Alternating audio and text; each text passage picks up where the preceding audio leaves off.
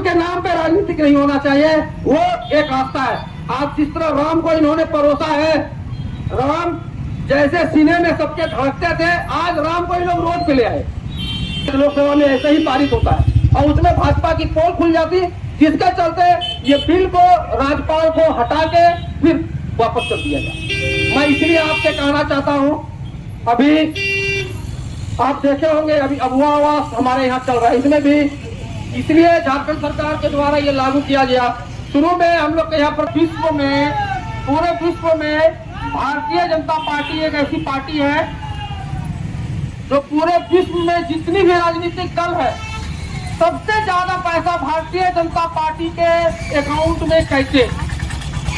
हम ये स्वीकार करते हैं, ठीक है कांग्रेस बहुत पुरानी पार्टी थी, लेकिन सबसे ज्यादा पैसा भारतीय जनता पार्टी के पार्टी फंड में कैसे, जो कि चाय बेचने वाली पार्टी थी, चंदा उठाने वाली पार्टी थी, सबसे ज्यादा पैसा उसके अकाउंट में कैसे, ये चिंता का विषय है।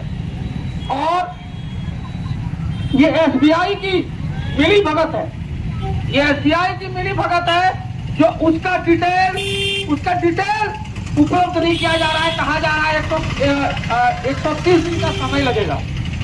मैं ये जानना चाहता हूं कि आज हमारे अकाउंट में 50,000 रुपया अगर पैसा है तो वोट लग जाता है। आज मोदी जी के अकाउंट में, मोदी जी के पार्टी के अकाउंट में 3 साल से उस पैसा का ऑडिट नहीं हुआ है और उस पैसा का कोई हिसाब नहीं है। अगर हिसाब सुप्रीम कोर्ट के द्वारा मांगा जा रहा है तो उसका भी बोल रहा है 130 दिन में हम इसका जवाब देंगे। जो हम कांग्रेस के तमाम कार्यकर्ता इसका विरोध करते हैं। हम लोग इसी चीज को तानाशाह बोलते हैं और तानाशाह ऐसा कि अगर सुप्रीम कोर्ट, माननीय सुप्रीम कोर्ट अगर बोल रही है उस पैसा का हिसाब चाहिए, तो आप एसबीआई के द्वारा ये कहा जा रहा है कि हमें 130 दिन में जवाब देंगे और हमारे जैसे छोटे छोटे आदमी का अगर कहीं पे खाता होल्ड हो गया, यही SBI bank Aadhaar card, PAN card, mobile link कर करके परेशान कर देता है।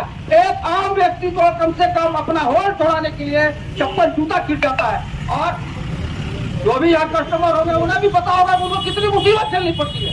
लेकिन एसबीआई के ऊपर हम लोग इसलिए ये आरोप लगा रहे हैं कि आप जब जानते हैं कि भाजपा का चंदा का पैसा का सुप्रीम कोर्ट हिसाब मांगा, आपको हिसाब देने में इतनी 130 दिन की चोरी क्यों?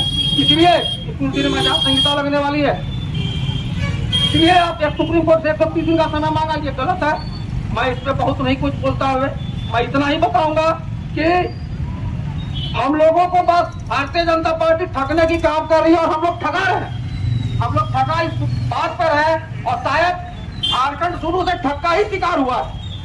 और जिसका जीता जागता उदाहरण है कि हमारे झारखंड में 14 में से 12 सांसद, आप बता दीजिए 12 सांसद हमारे यहाँ का बाहरी है।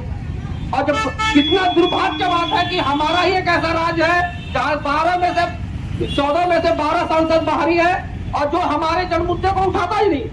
आपने अभी हाल फिलहाल में देखा होगा झारखंड कैबिनेट में 2-2 बार, एक बार नहीं 2-2 बार स्थानीय नीति और ओबीसी आरक्षण का मामला उठा, जिसमें सदन से मुझे यहाँ के जितने भी माननीय एमएलए हैं, मैं उनको सलाम करता हूँ कि उन्होंने 81 में से 78 विधायक ने इसे सहमति दिया कि नहीं, झारखंड में स्थानीय नीति और ओबीसी आरक्षण लागू होना चाहिए।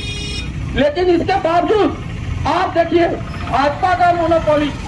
मैं बताना चाहूंगा राज्यपाल का चुनाव 6 वर्ष के लिए होता है, लेकिन झारखंड कैबिनेट से जब राज्यपाल के पास स्थानीय नीति और ओबीसी आरक्षण को लेकर बिल क्योंकि राज्यपाल के माध्यम से लोकसभा में भेजना होता है, तो राज्यपाल को इन्होंने रातों रात बदल दिया।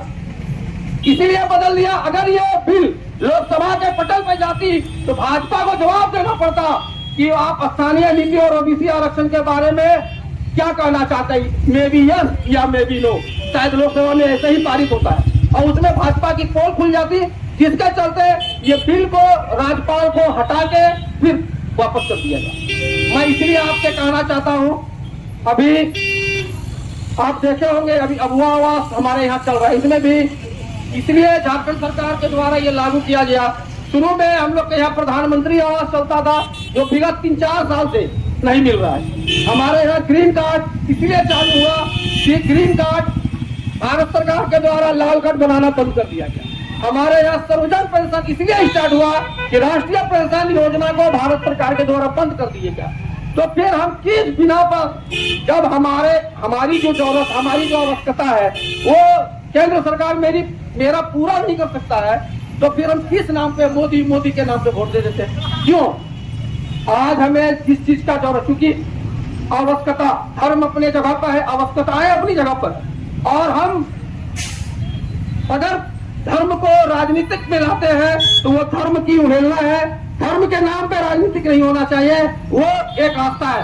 आज जिस तरह राम को इन्होंने परोसा है, राम जैसे सीने में सबके धड़कते थे, आज राम को ये लोग रोड पे ले आए।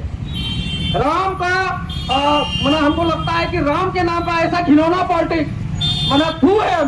हमें लगता है कि बड़े बड़े विद्वानों ने जो कहा, थोड़ा बहुत हम लोगों को भी जानकारी है, हम छोटा सा जानते हैं एक बात। अगर मेरी बेटी का जन्म 23 फरवरी को है और हम अपनी बेटी का जन्मदिन 23 फरवरी को ही मनाएंगे, उसी तरह रामनवमी के बारे में जहाँ तक हमें जानकारी है 9 चैत को राम का जन्म हुआ था। तो फिर ये 23 जनवरी क्या था? जब हम राम का प्राण प्रतिष्ठा कर रहे हैं, एट मीन्स राम को हम स्थापित कर रहे हैं, तो उसके जन्मदिन से अच्छा कोई दिन नहीं हो सकता था।